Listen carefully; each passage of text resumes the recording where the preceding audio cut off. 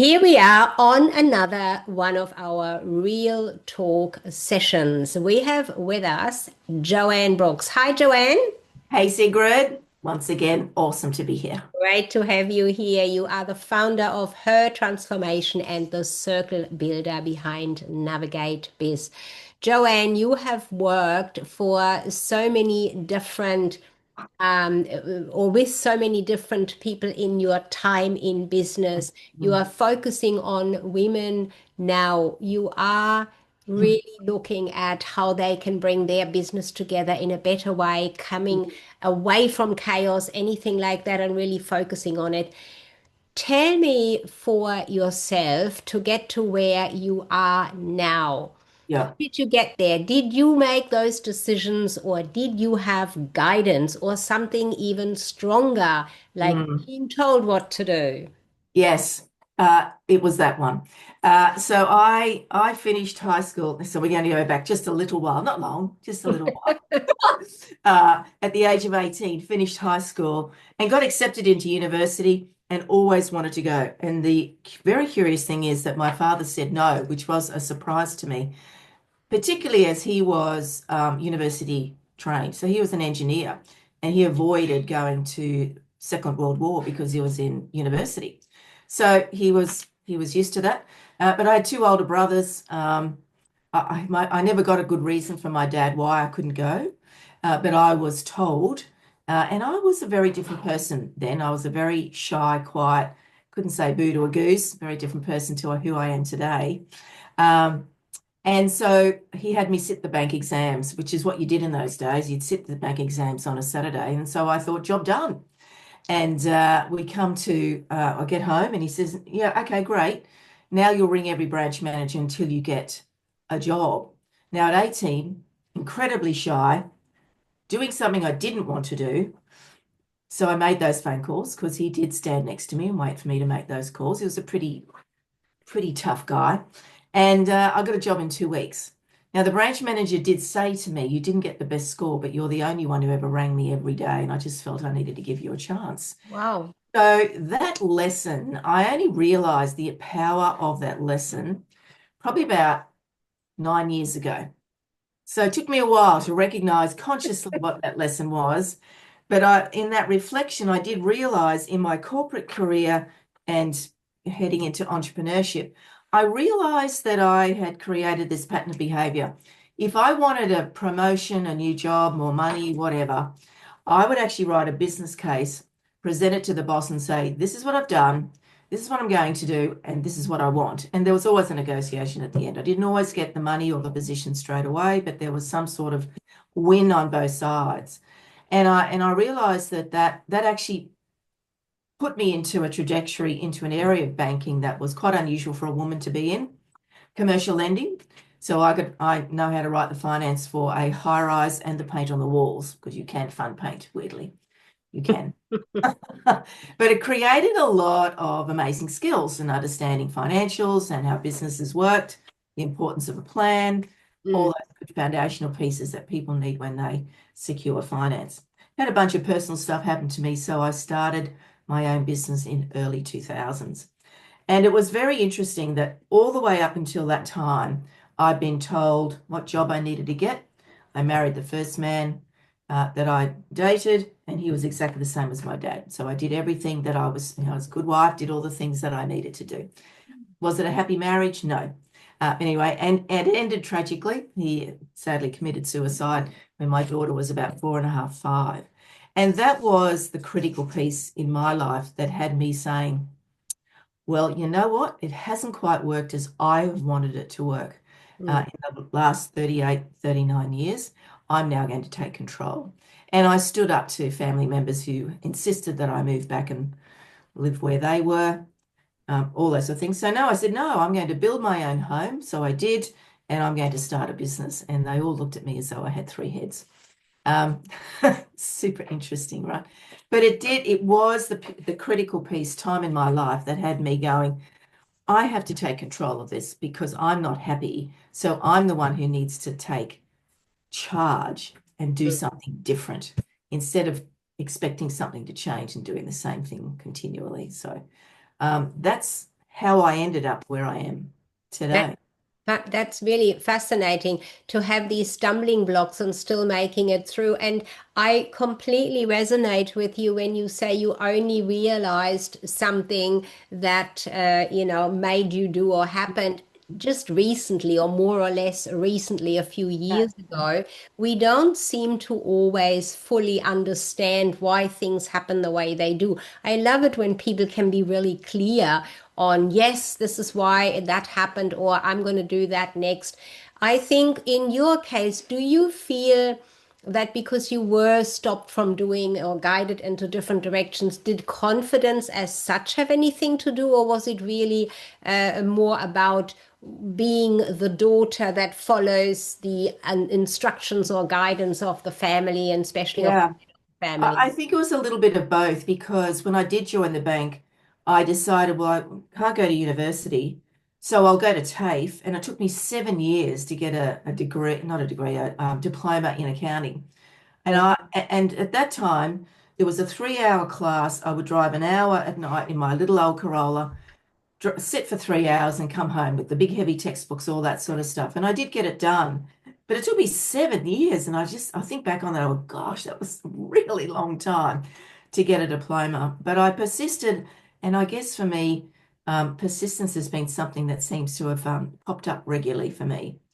So, I think that's a really valuable point that you've mentioned there. I can align with that as well, being going through the different stages and ages of life. I mm, started into working into the working life because I was told we don't go to, we, our family, our city mhm, where we were, we don't go to university. There's no money for that. You can't do that. So it never even occurred to me to follow that through.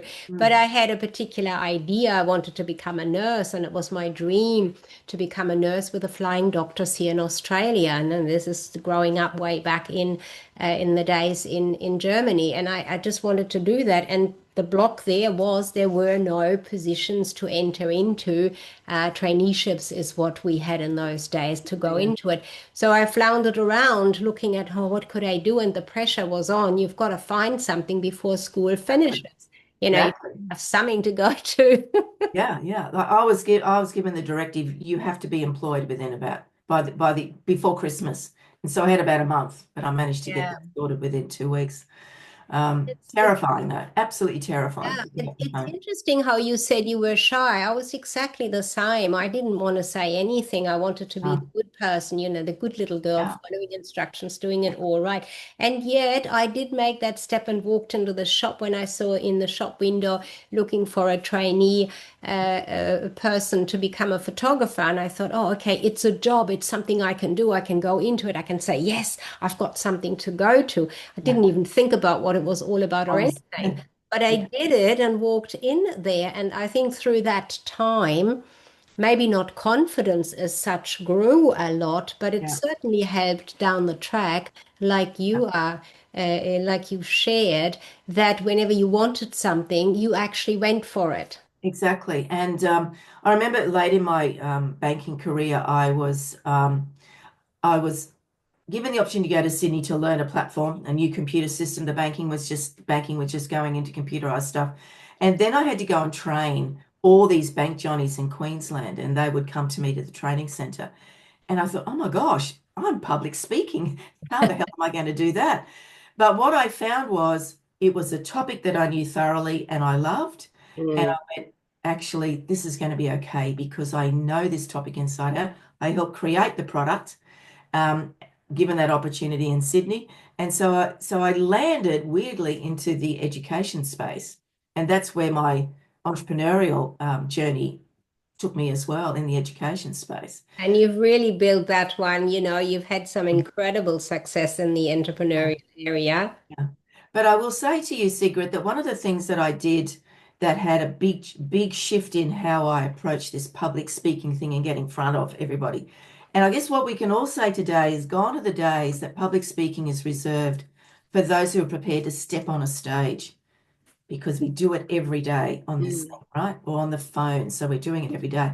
But one thing that I realized My business was building. There was a lot of team members, and I was starting to do a lot of presentations and so on. And somebody, I don't even know who it was, said to me, Joanne, you should go and get your styling and colors done. And as a woman, I went, "Oh, well, okay, well, what does that mean?" Well, they'll look at your color, your skin tone, and your hair and your body shape. And I will say to you that that process was life-changing for me Mm. because I then realized that whatever the stylist put on me, colors and style and shape and everything, I walked out of that salon. I don't know how many bags I had. I spent a lot of money on clothes, and some of them I've only just got rid of, and it was about 10, 15 years ago, so they was worth the money. But the confidence that it gave me Mm. to stand up in front of people, and in some situations I had 250, 500 people in front of me. And so when I walked on stage, I knew that what I was wearing and all those sort of things gave me that armor. And it was so profound, I included that in the Her Transformation program because it was so important. I was just going to come to that one, Joanne, with all those experiences, your own personal experience, Yeah. practical application, applying what you know, what you went through and how you and where you wanted to go is absolutely reflecting in your work now, and you Yes. are passing that on to your clients. I think that is absolutely fantastic. If you were to speak to somebody right now who is still like very much undecided, or what should I do? Do I even go somewhere else? Do I take on something now? What sort of a directive would you give someone like that? How to go about it? Yeah, so I guess if that person for me is my target audience is a woman who's in business, a female leader, and I get it because we've all been there. We get up some days and we go, "Oh man, this business stuff is hard," right? Do I want to keep going? And that's the person I want to talk to because they've obviously started their business for a really good reason. They've got a skill set, a passion, a genius, if you will. And what I've noticed over the years and my own experiences is that wanes after a little while when it does get tough. Mm. Because we know the failure rate of small business is just unacceptable. It doesn't matter what percentage it is. So and the reason I created the program I have is I want to work with women to go, well, let's revisit. You started this business. You've put a lot of time and effort in it. Let's not wipe it just yet. And maybe we'll do a clim and move on to something amazing and something different. And that's perfectly cool, right? There's no dramas there. Or it could be a shift of where the business goes. But let's revisit. Why did you start this? What will success look like when you get there? Mm. Because I feel a lot of female entrepreneurs and maybe even entrepreneurs in general, they don't think deep enough and big enough as to what success looks like. So, because when I talk about what success looks like for me, I can hear it, I can see it in my mind's eye, I can literally taste it, and I can feel it with the goosebumps. Wow. It physically changes, and I get it right now. Because my goal of success is that I will get to the point where I will scholarship my entire offer to 1,000 women a year. And when I can do that under a foundation, I know I've hit the success metric that I'm looking for. I have no idea how I will get there, but that's my goal. It's not a turnover number, it's not a number of clients. It's that I'm in a position to do that. And that's what I encourage women in business to go. I want you to get the goosebumps and the thrill. And let's not worry about how we're going to get there. Because when you visualize it and you talk it and you share it constantly, that will reconnect you to your business and you can move forward with your business. Fantastic. That is quite stimulating. So everybody who hears that hopefully takes away from it, well, what is it that I want? And I've got to really feel it, Gotta feel smell it. it, see it all the time. Thank Yeah. you so much for sharing your personal journey in this particular segment. Thanks, Joanne. That's a pleasure. Thank you, Secret.